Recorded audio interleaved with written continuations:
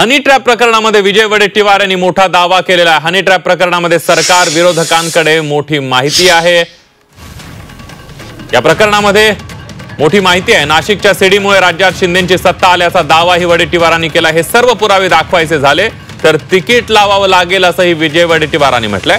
हनी ट्रॅपच्या आरोपांमुळे नाशिकचं नाव खराब होत असल्याची खंत छगन भुजबळांनी व्यक्त केली आहे।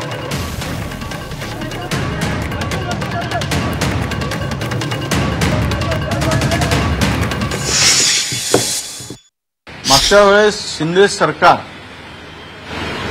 जे आलं ते अशाच नाशिकच्या मुळे ते शिंदेंचं सरकार जे काही सत्ता पालट झाली ती सत्ता पालट ते सीडीमुळेच झाली।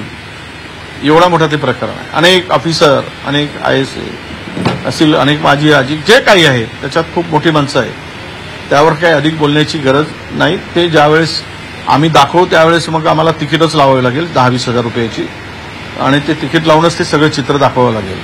पण ते निमंत्रित आणि विशिष्ट लोकांनाच बोलावं लागेल, कारण एवढा भक्कम पुरावा त्या ठिकाणी आहे। मला वाटतं काही प्रमाणात मुख्यमंत्री यांच्याकडेच गृह खातं सुद्धा आहे, त्यामुळे काही चौकशी करूनच त्यांनी जे स्टेटमेंट केलं असेल ना, आता होतं आता कधी कधी दुर्दैव आहे आपलं, असं व्हायला नको पण होत आहे।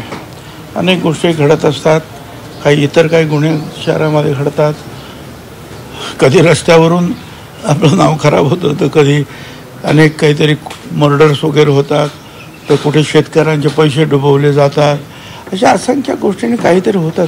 पण हे होऊ नये हे आपलं दुर्दैव आहे।